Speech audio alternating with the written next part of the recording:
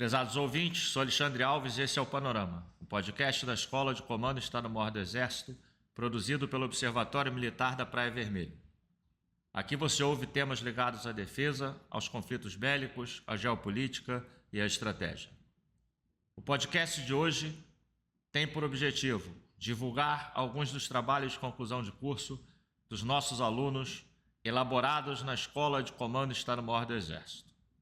Neste panorama, nosso enfoque será sobre a temática da liderança e teremos como convidados os majores Muniz, Anelli e Eber. Gostaríamos de passar a palavra aos nossos convidados para que eles falem um pouco sobre os temas que cada um pesquisou, bem como sobre as principais motivações que os conduziram durante mais uma pesquisa. Então, meu trabalho ele versou sobre a importância da inteligência emocional para a liderança estratégica militar, né, no contexto do conceito operacional do Exército Brasileiro. Então, nesse momento em que o Exército vive esse processo de transformação, né, iniciado já no ano de 2023, com o lançamento do conceito operacional do Exército Brasileiro, né, operações de convergência, e agora, em 2024, com a publicação da concepção de transformação da força, o desenho da força para o ano de 2040, julguei como bastante interessante observar como a teoria da inteligência emocional, né, pode contribuir, né, para o desempenho profissional daqueles que vão direcionar a força. Né, e particularmente agora, a motivação pessoal para isso, justamente por agora, cursando, né, aqui os cursos da ECM, poder projetar um melhor assessoramento para esses líderes estratégicos. Seu trabalho, Anelli, por favor. Já o meu trabalho, ele versa sobre a liderança militar com base na ética. Nós estudamos 5 variáveis que impactam na manifestação desse fenômeno: a ética, a moral, as crenças, os valores e as normas.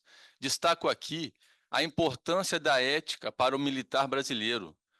Não adianta o militar brasileiro ter todas as competências de liderança, que ele irá se manifestar bem, se desenvolver bem na liderança, se ele não for ético, se ele não estiver alicerçado nos valores que a nossa instituição prega, dirigindo o seu comportamento.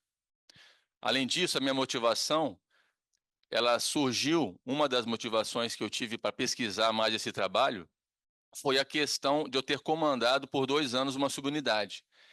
Nessa oportunidade, com mais de 200 subordinados, eu tive erros e acertos, e isso me indicou a importância de eu crescer e me aprofundar mais nesse assunto.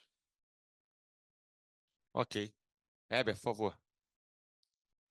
O meu trabalho ele versa sobre as competências da liderança estratégica militar.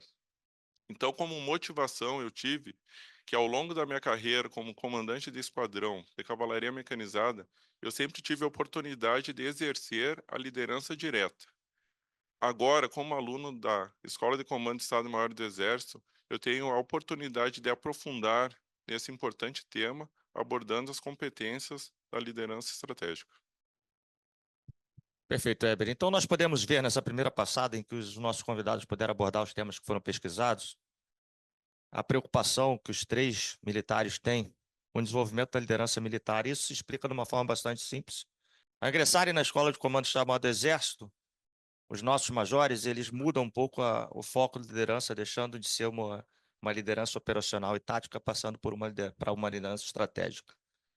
Né? Nessa primeira passagem, nessa primeira rodada de análise, nós podemos perceber o trabalho do Anelli com uma preocupação muito grande em linkar a liderança militar com a ética, com a nossa história, com a nossa tradição, com os valores cultivados pelo Exército Brasileiro.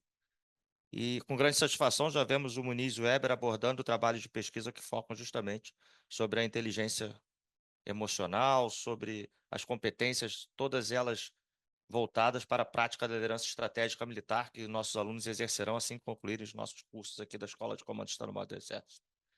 Passando então para a segunda parte do nosso podcast, nós vamos para a nossa segunda pergunta. Eu acho que a gente pode começar pelo Anelli, ok? E eu queria saber de vocês quais os principais resultados que os senhores conseguiram obter com o trabalho que realizaram. O principal resultado do meu trabalho foi colaborar na construção de uma base sólida para a compreensão desse fenômeno tão importante que é a liderança. Nós estudamos cada uma das 5 variáveis e bem como a relação dessas variáveis com a liderança.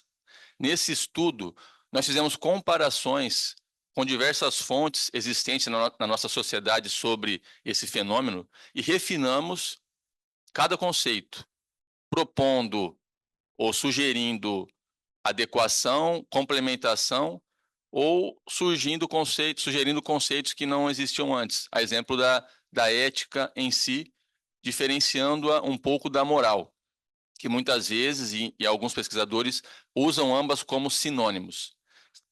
Após esse refinamento, nós fizemos uma comparação e uma análise de todos esses elementos, levando-os à liderança e como que eles influenciam de maneira profunda, mais superficial, ou simplesmente numa questão de conhecimento, de forma que a liderança se manifeste.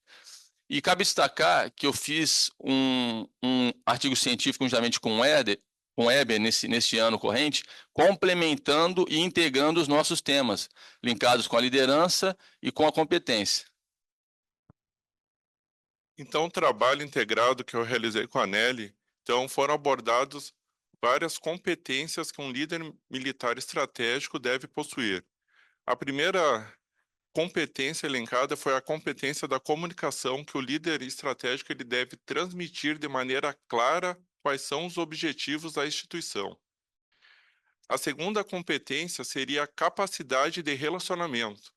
Então, o líder estratégico ele tem que cumprir, ele tem que se relacionar de uma maneira sólida para adquirir a confiança tanto dos agentes internos quanto dos agentes externos à instituição.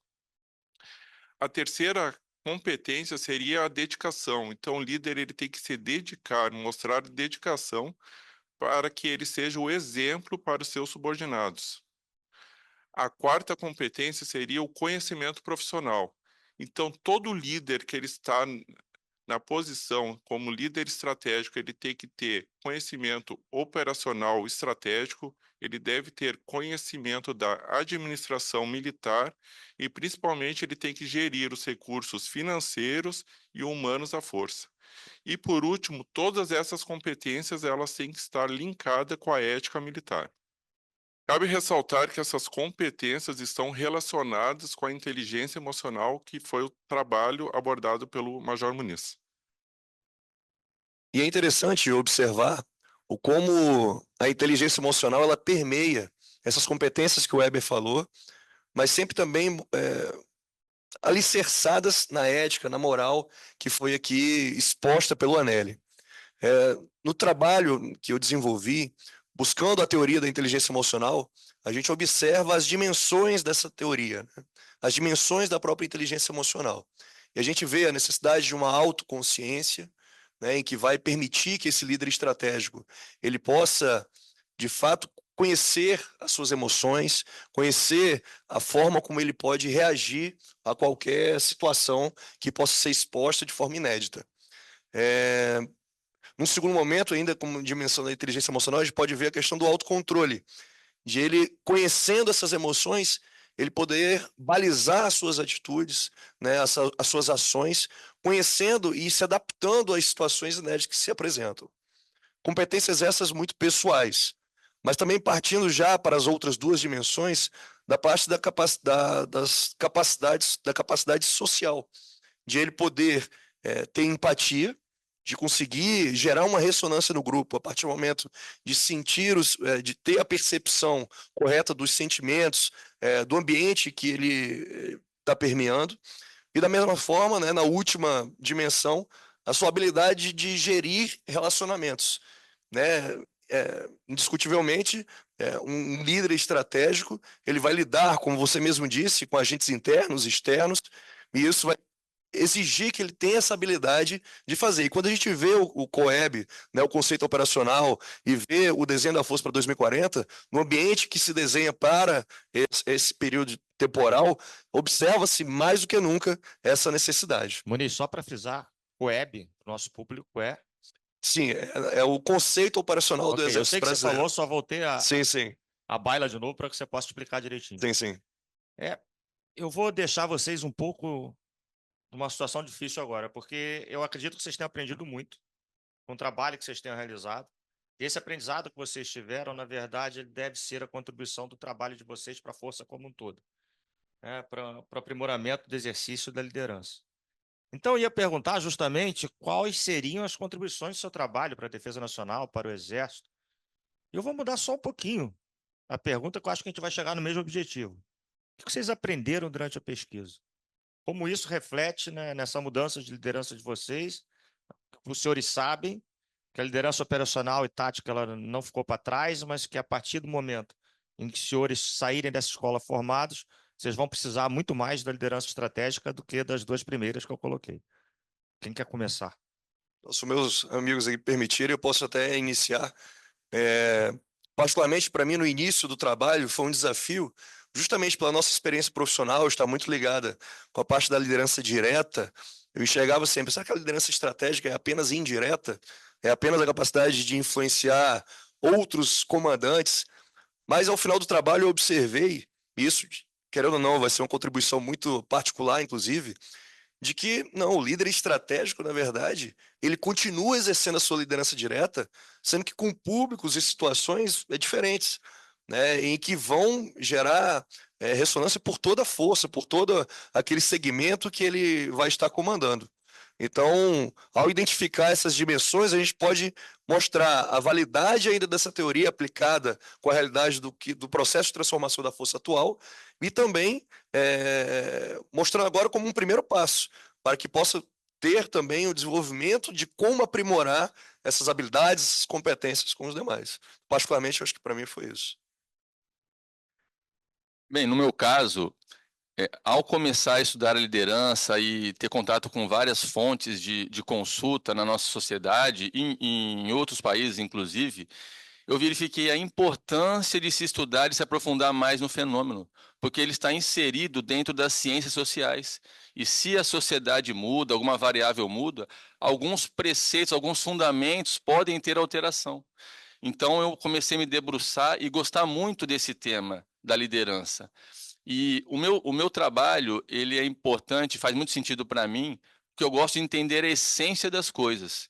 Eu acredito que se uma pessoa ela é líder, as suas atitudes, o seu comportamento vão agir como líder, vão demonstrar essa liderança. Ao passo que se uma pessoa apenas ela decora procedimentos, ela pode contrariar inclusive as competências da liderança, como a coerência. O subordinado ele pode olhar para esse líder e ver que ele não crê e que ele é um impostor naquilo que está fazendo, ele não está sendo sincero, honesto, e aí perde-se a questão da liderança. Então, isso foi um dos aprendizados que eu tive, e já com relação a essa colaboração para o Exército e para a Defesa Nacional, eu acredito que a liderança, sendo um elemento essencial para gerar poder de combate para a força, com esse embasamento eu contribuí com esse poder de combate para o nosso Exército, na medida que os líderes eles vão ter mais condições de se capacitar e embasar-se para ser líder e assim agir como líderes. Anelli, só antes de você passar para o Weber, eu vi que no teu trabalho aqui você trabalhou com 4 variáveis que a gente aqui no Exército julga muito importante.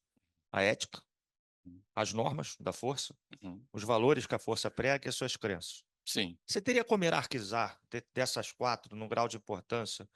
Qual seria, a seu ver, na pesquisa que se desenvolveu para a liderança, da mais importante para menos importante entre essas 4, apesar de nós sabermos que as 4 são fundamentais?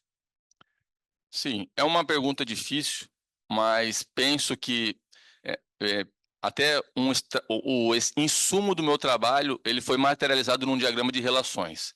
E a ética ela é fundamental para que o ser líder ele se manifeste, ao passo que os valores e as crenças da mesma forma. A essência da liderança eu compreendo que esteja no pilar ser do líder. Obviamente que esse pilar ele também é influenciado pelo saber. Quando o líder toma conhecimento de valores éticos, morais, ele pode assumir aquilo para ser melhor, acreditar naquilo, então influencia suas crenças. Aí depois, eu creio que o comportamento ele vai ser seguido disso. Perfeito. Heber, seu trabalho, por favor. Então, a grande contribuição do trabalho foi que, ao longo da minha carreira, então, eu sempre tive então a liderança direta. E com o passar do tempo, a gente vê a importância da liderança estratégica. Então, o grande aprendizado desse trabalho foi conhecer os fundamentos e as competências da liderança estratégica. Verificar qual a grande importância de uma boa comunicação, de um bom relacionamento, tanto com o público externo e principalmente com o público interno à força, da importância da dedicação do líder militar e principalmente todas essas competências elas têm que estar calçadas, baseadas na ética, no pundonor militar e na integridade. Ok, nós estamos chegando ao final da nossa conversa. Nós vamos deixar agora a palavra aberta para os três, caso eles queiram fazer alguma colocação final sobre a atividade que nós desenvolvemos. Muniz, é contigo? Se eu fosse pontuar ainda um detalhe, eu acho que é interessante a gente observar, já concluindo, claro, o mundo que a gente vive, de fato, bastante precipitado, né, conturbado, confuso por vezes, e a gama de informações, né, as quais os indivíduos, e num caso específico, né, os liderados são bombardeados, o desafio que é da liderança estratégica militar de conseguir comunicar, né, e sensibilizar esse liderado sobre a importância da ética, dos valores, da moral, e mais do que isso, de ser isso, de investir isso e conseguir, nesse ambiente, conduzir os caminhos da força. Então, de fato, me debrucei sobre o estudo e vejo a correlação direta com as capacidades militares, que são dos comandantes militares do conceito operacional, com essa necessidade de desenvolvimento da inteligência emocional. Por fim, então, eu gostaria de agradecer a oportunidade de expor os nossos trabalhos aqui para o público e revelar, então, a importância do estudo da liderança estratégica militar no Exército Brasileiro. Ok. É verdade. Concordo com você, Heber. É uma honra estar aqui e poder compartilhar das nossas pesquisas.